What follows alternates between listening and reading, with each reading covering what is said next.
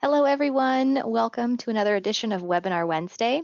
My name is Ria Stark. I'm the Digital Engagement Manager at TLC, and today we're going to be talking about reports that school libraries can use to save time this semester. So with the summer quickly approaching, I know, I can't believe it either, now is the perfect time to start thinking about ways to make those end-of-year tasks just a little bit more manageable. So before I introduce our reports expert, let me cover a few housekeeping items. First, all of our webinars are recorded, yes, including this one. You can watch the replay starting tomorrow from our website at tlcdelivers.com/webinars. You will also receive an email reminder tomorrow afternoon. For those of you joining us live, you do have the opportunity to ask questions. So if you think of any throughout the presentation, please go ahead and add them into the questions panel, and we'll address those at the end of the session. And then before you log out, do be sure to download those handouts for additional information. All of the reports that you'll see today are included. So it shows the report and it shows a bit more information. So be sure to grab that as well. All right, here today to help us save time and dive deeper into your school library analytics is Faith Gillum. She is a library solution product manager and also the senior reports writer. Faith, thank you so much for joining us for Webinar Wednesday. Thank you, and hello from Seattle. Like Ria introduced, my name is Faith Gillum. And so what we're going to be doing is we're going to be going over about 11 reports in areas of like staff lists for lost and fines and overdue items, handout notices that you can give to students, for, obligations due, and then some cleanup reports and then reports on trends at your library. So the first group is going to be your handout kind of staff list reports that revolves around items and fines. And the first report that I'm going to be going over is the borrowers with items checked out by item location. And this report is going to be under borrowers items out, lost, and overdue.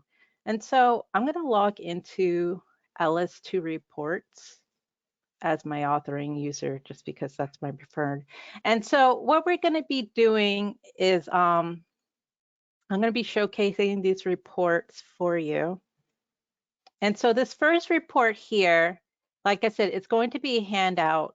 And what it is it's going to have your location limiting. So for protection of borrower privacy, you're only going to be able to select for locations that have that are for that authorized for that user and Ls2 preferences. So in this case, I'm going to pick my Washington location. You're able to organize it by either by borrower name or by responsible party. So like, let's say you have a class coming into your library the next day, you can print out this list to hand out to your teacher as like kind of like a friendly like push to see if we can get students to return items. You can focus on particular holdings codes. So let's say you have iPads or like laptops that you want returned for the end of the year. You can do so by creating this ad hoc list by selecting those particular holdings codes. And you can focus on particular borrower types. Like let's say we want to remove teachers from the listing, or we want to focus on seniors or graduating students, just so can encourage them to return items before they move on to a different school. You have also the option here to, have all obligations, so all items checked out, or only focus on overdue items. And then the option as well to display book jackets on the notice, which is very helpful, to get that, memory of like, oh, I know what that book looks like. I can, it's underneath my bed or something like that.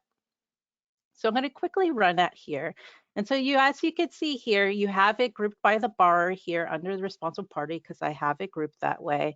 And you have your image here with your item information, including the checkout day and due date, and then the replacement cost if the student failed to return the item.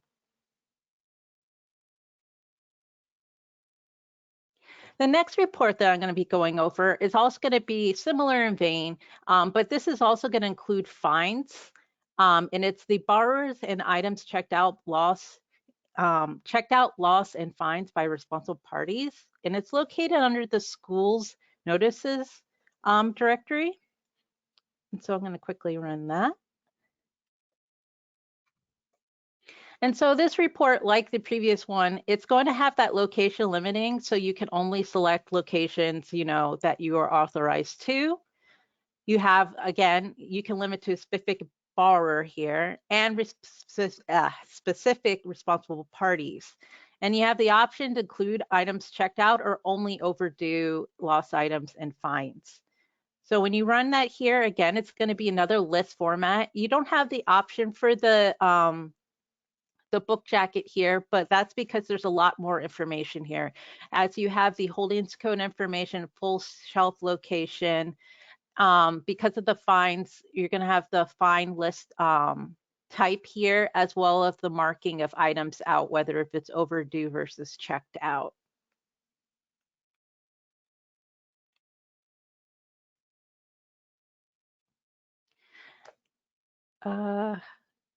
Oh yeah, sorry. And then another report that we have is the borrowers with lost or overdue items by borrower field values. Now, typically for schools, we recommend with library.solution either to record, the homeroom kind of teacher information either as a responsible party, or some schools choose whether it's like a high school where there's no real homeroom, you have like, periods that you want to record that information on the borrower level. So that information would be a borrower field value. So like period 1, period 2, etc. So this report is like the first report I showed, where it's going to have this information, but it's going to be grouped by this borrower field. And so I'm going to run that report for you. Oh, and I'm sorry. And the report is under borrowers, items out, lost, overdue directory. So I'm going to run that report real quick for you. And so you have, again, the location limiting. You can select to a specific borrower type. Now, in our test server, we don't have a typical class borrower field. But let's just say in this case that instead of language preference, this is like an English course. And then you could select your specific borrower field here. And then you have the option to display the book jacket on the report. Then once we run this, we have our grouping by our particular borrower field. So like, let's say this is English class, and then the borrower type, and then the information on that borrower, and then everything regarding to the item information. So the title, shelf location, the status, and then the replacement cost and due date with that image available. And this is also printable. These images are printable in PDF format.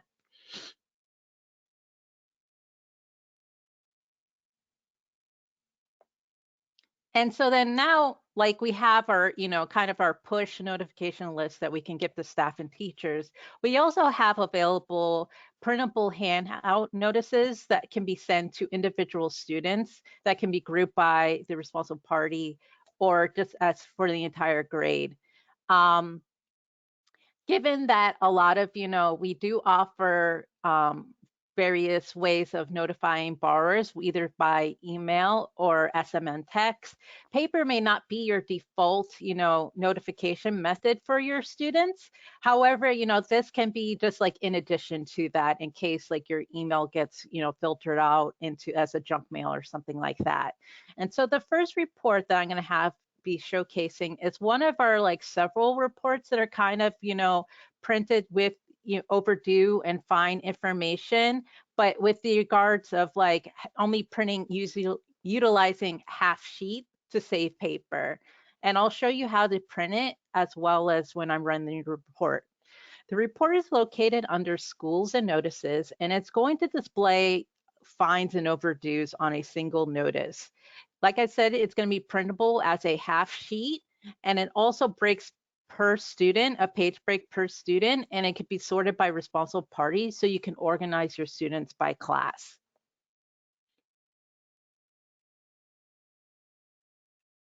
So when I run the report here, again, as I know I'm sounding like a broken record, but I just want to really reinforce that, anything that with borrower information that's displayable, whether it's the ID or address information, are going to be limited to the locations that you're authorized to. So again, you're only going to have the locations that you want, or that you have access to rather.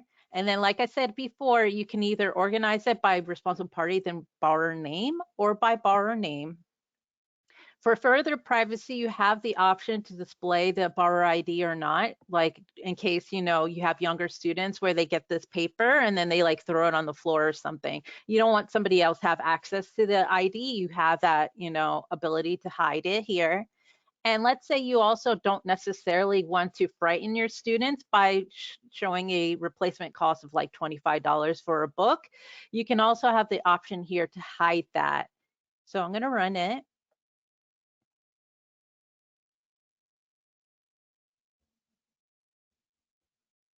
And we have a lot of fines, so this is going to take a little bit longer, but it should come up soon.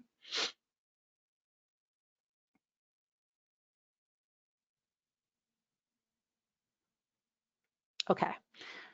So when you run this report, as you can see here, it's like it has like basically the bare minimum here in terms of what's available. But when you run it as a PDF,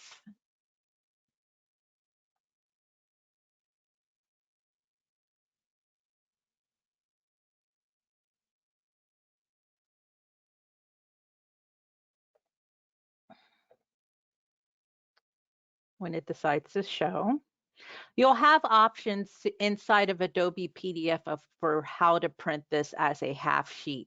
By default, unless you have like a paper size already set up in your printer for a half sheet, like 8.5 by 5.5 inches, your printer isn't going to automatically know that your paper size is that size. So it's not going to print automatically two per page. So to do that, what you do is you go inside your print settings, and depending on your browser and your printer, it's going to be a little bit different. But basically, right here where it says pages per sheet, if you go to select 2, and I'm going to let the preview to load.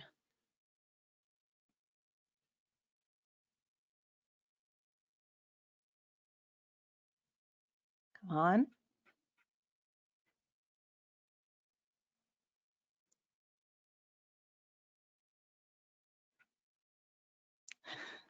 So when you do get to, when it finally does load, you'll see that there's going to be 2 of these notices that are going to be in the print preview. So it's going to look like, 2 notices. And from there, you can go to your paper cutter and cut it straight down the middle. And you'll have your half sheet notices that are usable for your students. Since this is taking a while, I'm not going to show it though.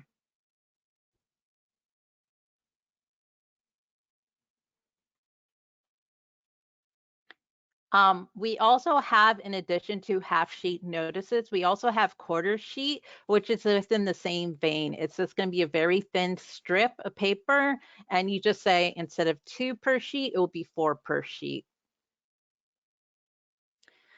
The next is the notice that I want to showcase is kind of, again, like in everything, if you have fines, lost items, overdues, and items checkout, and you want to organize the items out, overdue, loss, and fines notices by borrower types and responsible parties is a great report to use. Like the previous report, it's going to be under schools and notices, and it basically is a everything kind of like end of the year, I just want all my stuff returned and paid for kind of notice.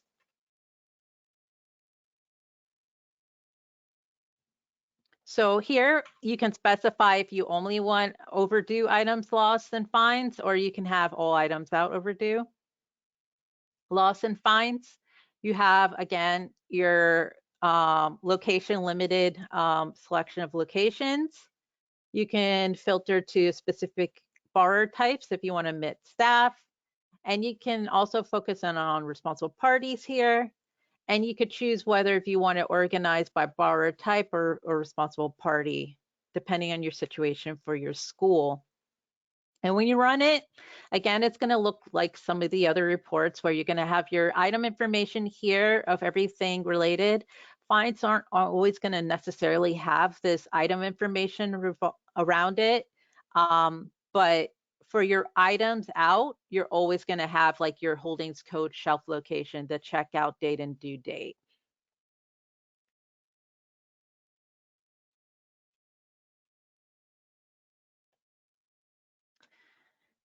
And then I think this is the last, yeah, the last notice that I want to showcase today is going to be the borrowers and items checked out by responsible party.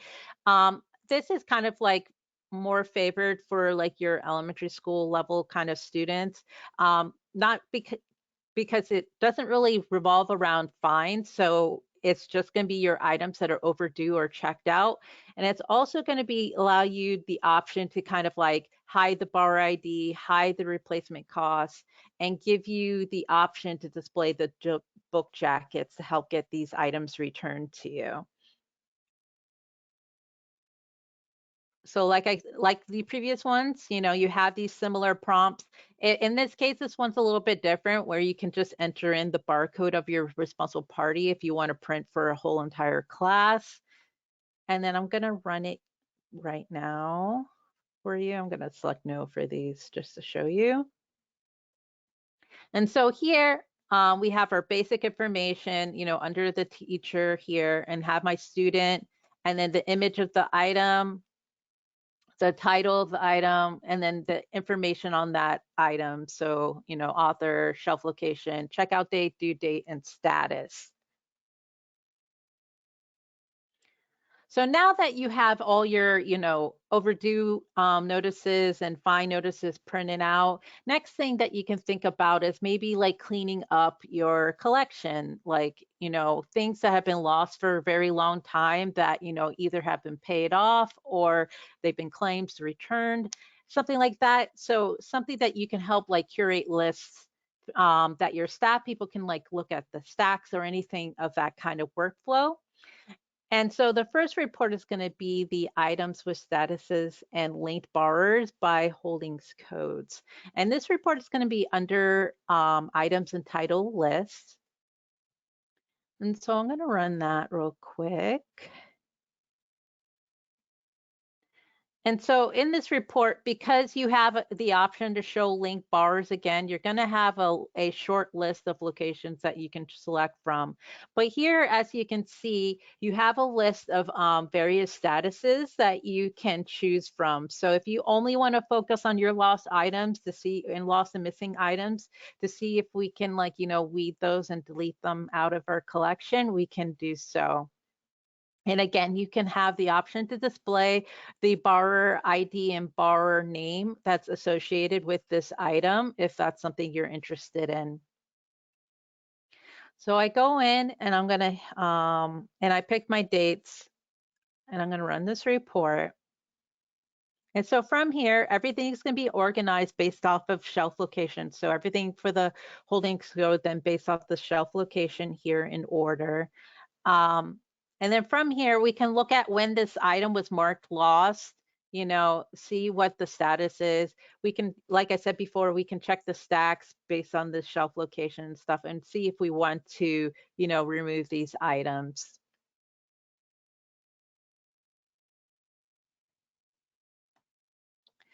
Another kind of helpful report is the items in price range by holdings codes report.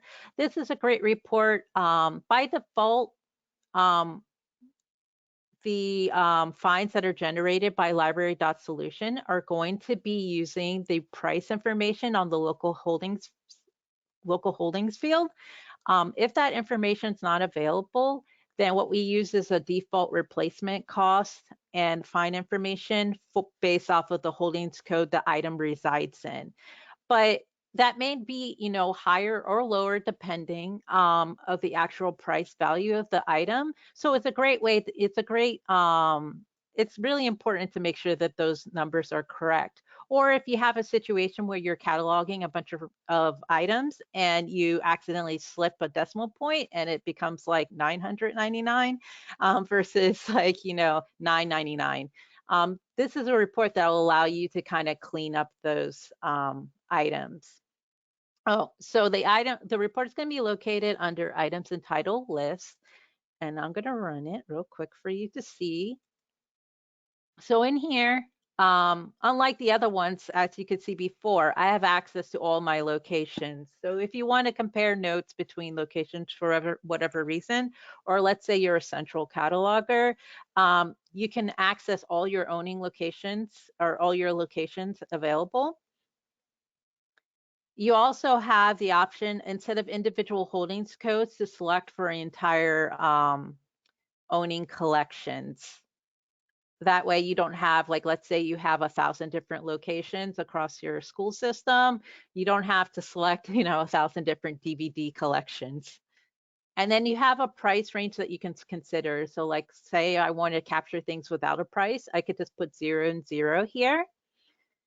And this version, just as a preface, this is a 5.7 release 5.7 version, which has extra the cataloging link here. But the and 5.7 isn't released just yet, but this functionality will be added soon. But you have the Ls2 cataloging link here. So like, as I'm going through and I want to correct my, price information, I can either try to pull that item off the shelf, or I can just go into Ls2 cataloging by clicking on that button. I would have to log in. So if my user does not have access to LS, cataloging to modify an item space, I won't have the ability to do so. But you can go from there and you are taken immediately to that item so you can make those changes. And then the next time, since I'm already logged in, the next item, I won't have to log in because it just remembers that I've previously logged in for that session.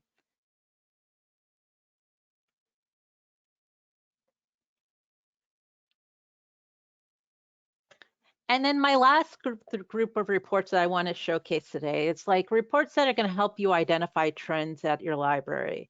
A really popular one, especially for fiction, is the titles by highest circulation counts and holdings codes. This report is under items entitled lists, and it helps you kind of see popular titles for a selected holdings code and borrower types.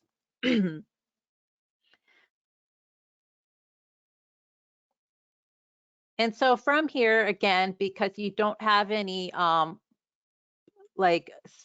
privacy concerns with the borrower information here, it's just the grades that are checking out the books.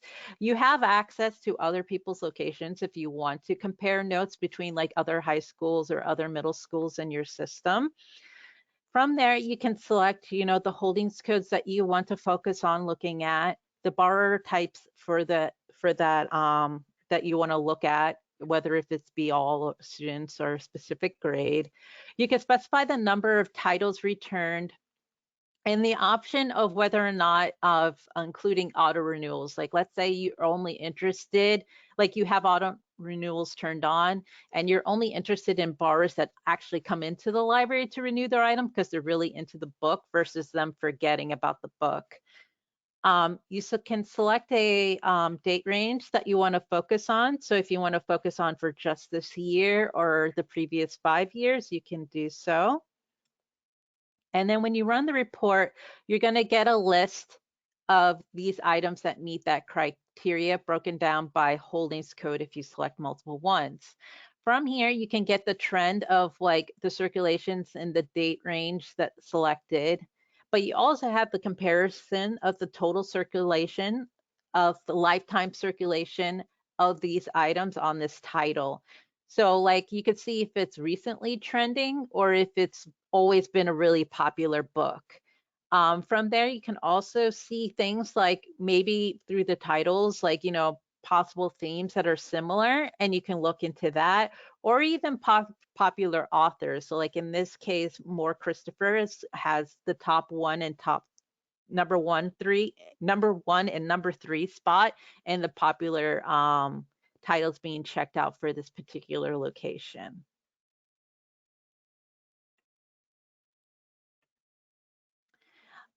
The next report that I'm going to be talking about is the activity, age, and turnover rate by collection by minor classification.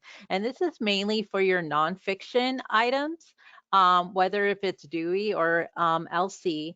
And so what it's going to be doing is kind of breaking things down by the minor classification. So your tens of what items are being checked out, but it also gives you insight on if your age information, like the publication year of your items, is correct or if it's skewed. So there's a lot of information on here. You have the option to select multiple locations in case you want to see across your school system. And unlike the other report, this report still requires you to select specific holdings codes, but you can, they are grouped together. So as long as they're named similarly, it wouldn't be too difficult for you to select all your nonfiction across a location, or locations rather. You have the option again to not include or exclude auto renewals, and then you can select your circulation period as you want. And when running this report, you'll get the printout of breakdown by everything by the tens or minor classification here. And then you'll have an idea of how many items are in that location, the various circulation numbers here, the average publication year that includes bad dates. So like in this case, you have like 1746. You can see that out of the 8 collection, there's one here that probably doesn't have any information, which is skewing the average publication year. Because if we ignore that one, it's 1995. You also get a kind of a turnover rate, which is basically the amount of circulations over the amount of available items in that category.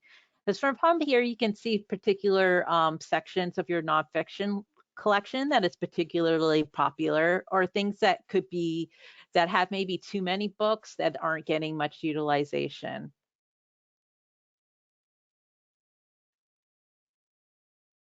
And then the last report that I wanted to showcase today isn't really about a trend, but I do think it's kind of a fun report. And that's going to be the borrowers with highest system circulation counts. The report is located under borrowers and lists. And what it basically does is it gives you the top borrowers that checked out at your library. So if you want to be encouraging or kind of like make a friendly little competition, what you can do is kind of be like my superheroes of my library. You are able to kind of select only the locations you have the authorization for, because again, you have the ability of seeing the bar ID. But you can pick your location and you can specify a particular borrower types. Like let's say you want to encourage your 3rd graders to check out books. You can make a list based on the grade level. Pick your ranking limit. So if you want the top 10 or top 50, whatever students. And then you have for borrower privacy, the ability not to view the borrower ID. So if you wanted to paste this list and as kind of like, you know, a friendly like highlight to them, you can do so. And then you can select the circulation date below. And so from here, you'll get this little list, and then you can export this list out as like an Excel file. And you could kind of change some of the wording of this to be like, you know, and add some graphics and make it like a fun, cute list that you can post in your library. And then finally, let's say that in my in this webinar, I showcase a bunch of reports that you know you're interested in, and you know like other staff members might be interested in, but you know they may not remember the exact title like bars with high system circulation counts. Like you may not remember that, but you want to be able to save it so that other people can use it too. Well, if you like it, you can save it. And within LS2 reports, we have what we have available to people who are administrator or report controller access, the frequently used reports directory. And this is what the directory that actually was using for this webinar today. From there, you can create subfolder directory folders and have it listed for particular areas at your library or tasks. So you can organize and save report views into those sections. So I'm gonna quickly just show you how to do that. So if I go in here, and let's say I want this book cart list to be saved, I would go to the right here with the 3 ellipses and say create report view. And then I can save that report to my frequently used reports. And let's say I want to put it under the school's webinar directory. I can do that here, and then I can rename it. So let's say book cart list is a pretty obvious name, but let's just say I want to call it something else. School cart list. I can rename it so that, you know, it's easy in terminology that you use across your, you know, your library or school, and you can save it into that directory. And no matter who logs in, so if I sign out and I'm going to be a different user,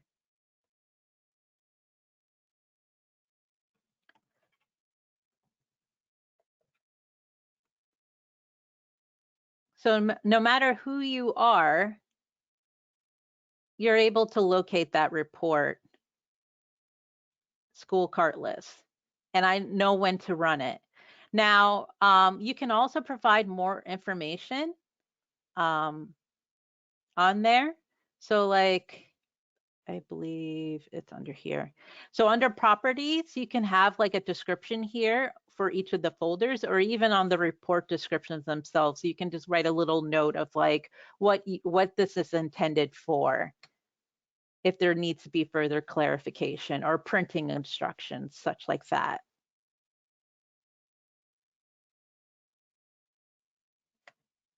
And that's it for the webinar. Are there any questions? Thank you, Faith. That was a lot of great reports information and being able to see all of the reports and how they run, and hopefully that saves some folks a little bit of time and they can start running reports for the end of the year. Before I dive into questions, there are a few that have come in so far. If you do have any questions, please add them into that questions panel and I'll go down the list. But before I start reading them out, I do have a question for our audience. So let me go ahead and launch this poll.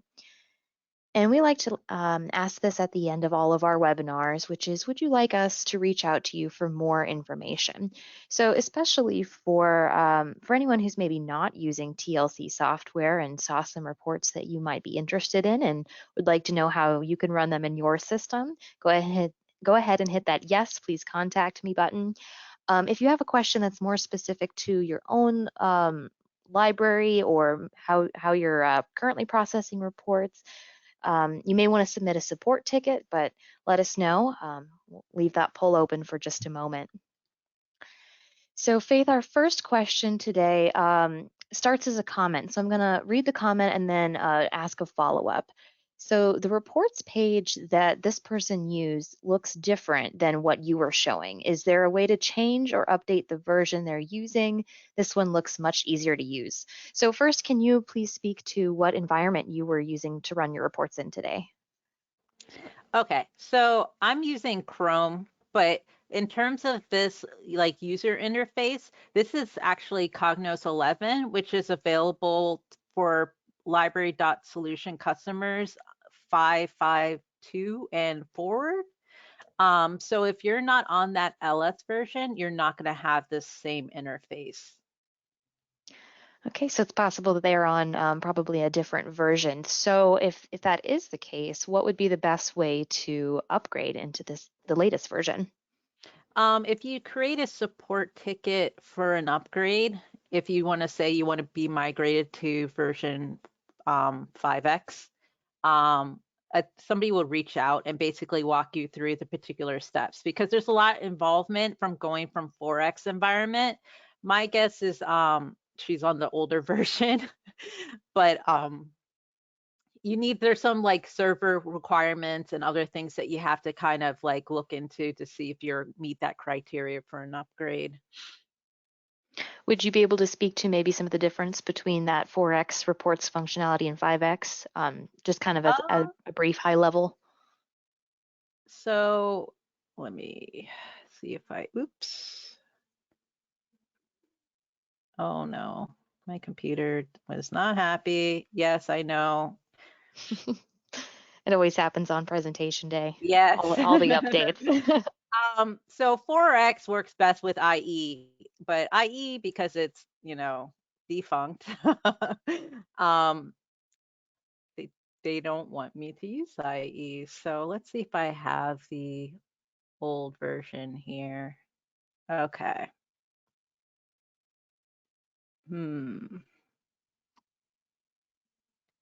I have to go in the VPN rules, right? Okay. Come on. Okay.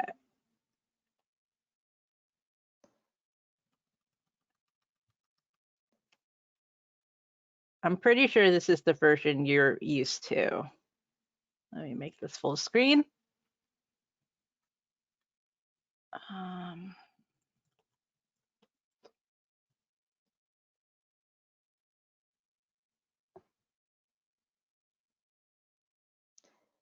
Come on. Thanks for pulling this up on the fly. Yeah, sorry. So basically this version, the 4X version, has a lot of the same reports. The big difference is going to be is that you're not going to have that Ls2 cataloging linking available. You're not going to have the cover book jacket ability for your notifications, notices. Yeah, it's not. I can't show it to you. I'm sorry. But basically, it's going to be a lot of the same reports in terms of structure is going to be the same. So like you have like your borrower reports and like your items and titles and holds and stuff like that. It's just like a lot of this extra functionality of like, making one cohesive, flow between different modules of library.solution. You're not going to have any of that kind of functionality in the older version.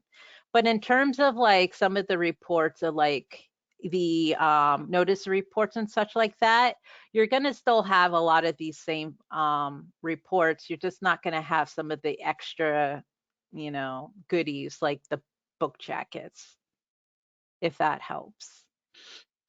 Yeah, and as a reminder, what version, I think this question came in as we were answering it, but just in case they missed it, what version of the reports are you currently running that you showed from today? So the majority of these reports are going to be release 5.6, but in terms of the items in a price range with the Ls2 cataloging link, that is a 5.7 version of the report, because I'm running off of a development branch, a development server. Gotcha. All right, thank you. We do have a couple more questions specific to different types of reports. Someone wants to know, is there a way to see multiple items' return rates? And by return rates, they mean the length of time between an item's checkout date and their check-in date. We don't have a publicly available report for that. Basically, the closest thing that we have is under items and titles lists. There's the items checked in by check-in dates.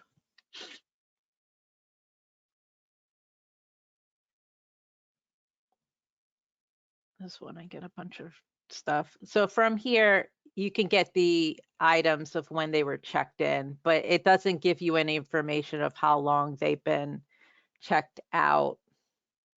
And we also have, if I can find it on the fly.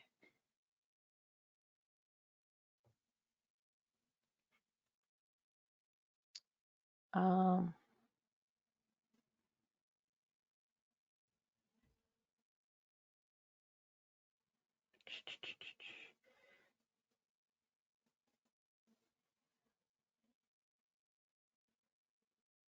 uh,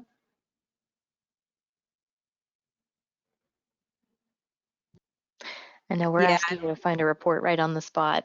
yeah, here we go. Count and value summary of lost and overdue items. I think this report allows you to see how long they've been in status. I just want to make sure. Yeah, so it tells you like, so these are things that are currently overdue in the system and they have it broken down by year. Those are the closest reports that I can think of, at least publicly, that we have.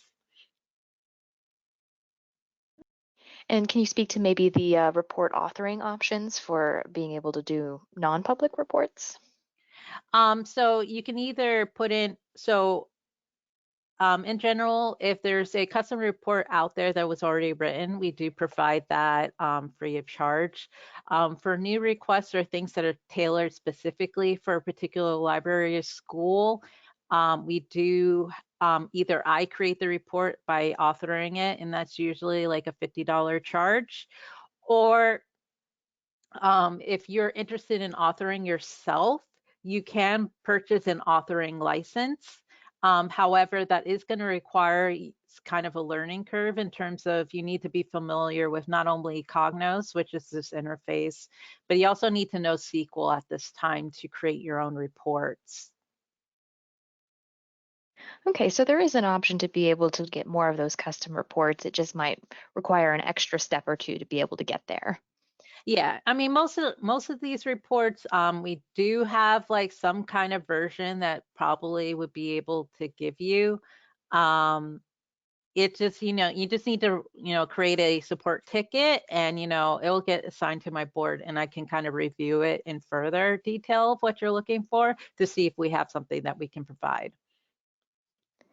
Yep, thank you. All right, we have one more question so far that I've seen come in. If you're typing right now, hit enter. We'll get to it next. Oh, one just came in. Perfect. So the one I was going to mention is for the team content. Is that for teams within one branch, or does the team content span multiple branches? So team content, if you are familiar with our previous version, is just the new branding of public folders. It basically means that everybody in your library system that has a access to LS2 reports can view these reports. So it's not limited to like, a particular school. It's across your entire school system. Okay. And then that other question that made its way in, someone wants to know about the cost for a license. I will say that we'll be able to follow up with you after the webinar as well. So if you would like us to put together a quote to get that going, we'd be happy to do that. All right, I think that might be the last one. Faith, I'll have you go to the next slide. I'll talk through our next webinar, and then that way, if anyone's typing an additional question, we can get that in. But please join us again next week at tlcdelivers.com/webinars. We are going to be talking about migration services, specifically bringing new customers into the TLC environment, but also sometimes migrating from 4X to 5X does feel like a migration. So if that's on your radar, you may want to tune in and join us there as well. We have some more webinars coming later this month that aren't up on the website yet, so keep an eye there. And this is also the place where we'll post today's recording for tomorrow. So we'll get that going.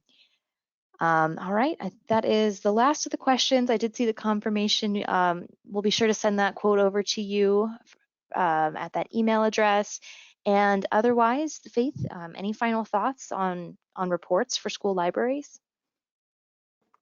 No, but like I said, if you, all the report screenshots with the slide deck is going to be as a handout. So if you are interested and missed, you know, a notation of a particular report that you like, should be available as a PDF file. Thank you for that reminder. And thank you everybody for joining us today for Webinar Wednesday. We really appreciate you being able to learn a little bit more and to join us. And we hope we can see you next time at the next Webinar Wednesday. Thank you so much, Faith, and we'll see you again. Take care. Bye, everybody.